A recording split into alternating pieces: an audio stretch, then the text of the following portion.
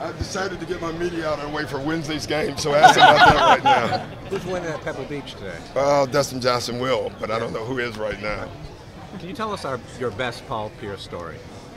I can't tell you the best one, there's a lot of them, but when I look at Paul, I look at our first year a lot, when we had our ups and downs, and we had the big one where I took him out, and I think we lost the game, but I didn't put him back in, and about a week later he came into my office and we had this long talk, and it was more Paul saying he was ready, and for me, I'm not going to ever say what was said. It was just a really nice, that for me will always be an emotional day, emotional meeting, because when a great player like Paul allows you to coach him as well, good things happen for all of us. And so that's my favorite stuff. Other than that, there's a lot of stories I can tell.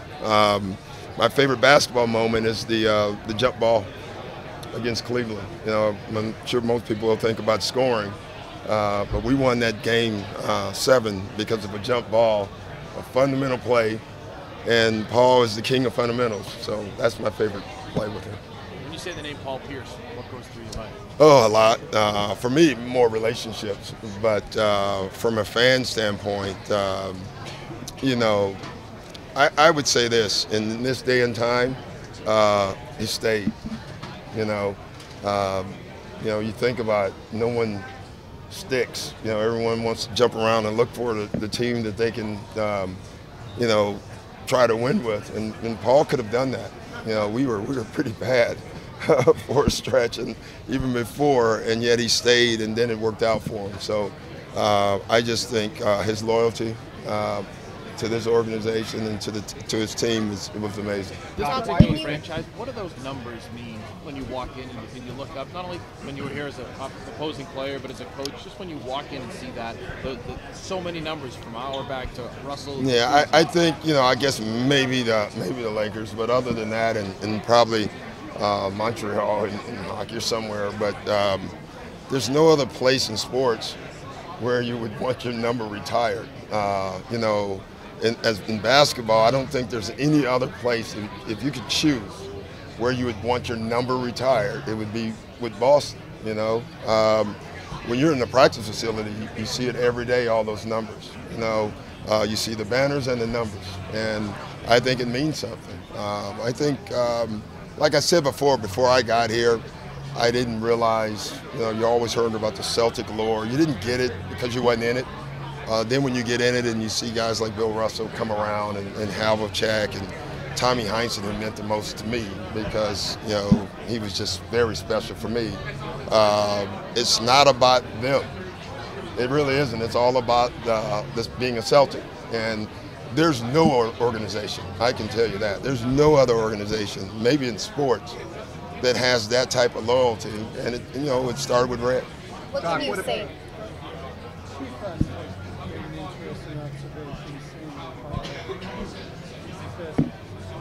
Yeah.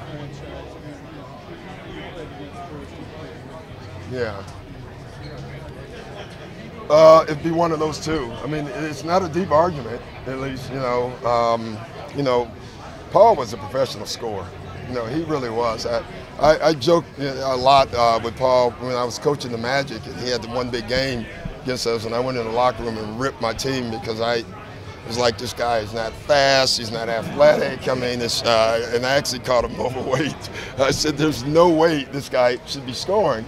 And then when you coach him, you see that he is fast, he is athletic, but he beats you with his brain. He beats you with fundamentals and his footwork. So I would agree. I just think Paul, for one basket, Paul or Larry, but Paul to me was unstoppable. In his prime, he was as unguardable as there were. Coach, you once said he's a baller.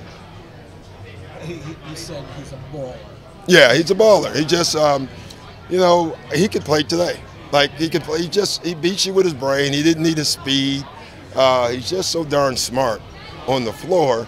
And from a coaching perspective, I mean, a lot of times you have to draw up plays. With Paul, you would come in and say, where do you want to shoot the ball? And he would tell you where. And that made me a lot smarter. It really did. Doc, what about his intangibles? That was the best part. I think what people forget about Paul is that he moved over to win. You know, a lot of players, and I say it all the time, say they want to win and all that stuff, and then they do until they have to give up part of their game. Paul was the happiest of everybody. When we got Kevin and Ray, he wanted to move over. He wanted to give room. And to me, that's the intangibles that I see with Paul. It's just his brain, his winning. He wanted to win, his drive, and his love for basketball. You know, that's why I call him the baller. Like, he loves playing.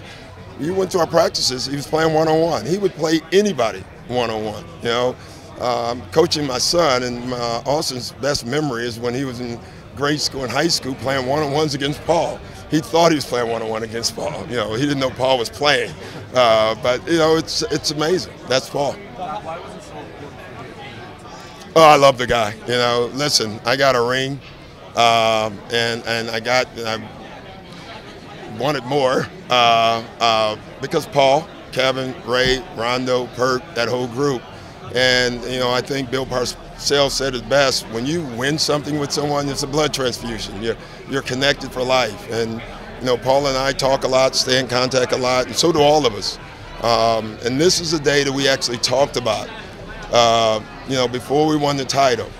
This is literally a day that we talked about as far as a whole team that was going to happen. And we all said we'd be there, so I'm here. Not that he needed it, but how much did the championship, do you think, cement the legacy, maybe in his mind, just the complete package? I just think it always cements it. When you win a title, you become a made man, you know, and that made Paul, you know, like it.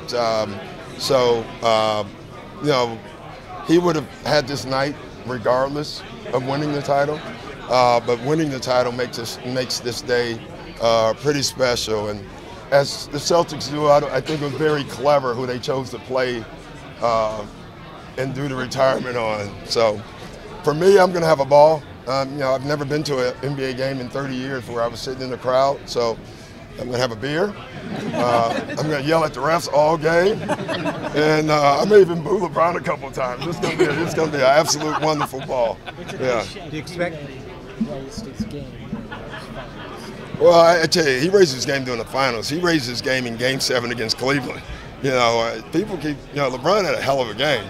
But Paul Pierce was amazing in that game. And, you know, you think about that whole run in those big games, the game in Detroit where we clinched that, you know, the game where we came back in L.A., that was Paul Pierce at his best. You know, he was so darn, he was just confident, you know. But I think when you play as much as he played, you know, and, you know, if you were telling all the young guys now, you know, doing all the training and stuff, Paul Pierce just played basketball.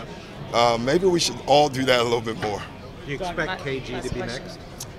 I hope so. You know, he's a tough one. He definitely should be, but you know, he should be in Minnesota too. You know, so that will be the funnest one because he won't want to be there. You know, knowing Kevin, you know, he'll love the honor, but yeah, attention and Kevin don't go together. So that would be very interesting. I would actually really enjoy that. Antoine said last night that he thought Paul was one of the best scorers, especially in the bigger games in the fourth quarter in NBA history. Do you agree with that? I don't know that. I would say yes, just from coaching him. You know, he made a lot of big shots. But again, he kind of knew where he wanted it. He was so kind of, him and Larry in that way were very similar. You know, like Larry at the end of the games, you know, I played in that game where Larry, I don't know what he had, but it just felt like he had the 1,000 in the Game 7 against us in Atlanta. But Larry just felt like he knew where he was going. You knew where he was going. And he kept scoring. And that was Paul. I mean, you heard guys every night, you're not going to your right on the right elbow. And Paul would be like, we'll see. You know, and that's where he ended up. So, yeah. Doc, you were talking earlier about being a part of this organization. You really don't get it until you're a part of it. How much of that did you have to learn after you left? I knew already. You know, like when I decided to go, I knew what I was leaving. And I said it, actually. I said, I'll never have anything like this, because you don't. Like, you don't have it. You appreciate it even more when you're away, but I knew it before I left. You know, like, you leave this organization, you know you're leaving something special. The fan base, the whole thing. all of you guys. I mean, are you kidding me? No, really. But you don't get that anywhere in basketball. It may be in some other sports they have this, but this is different. It's always been different, and that's what makes it special.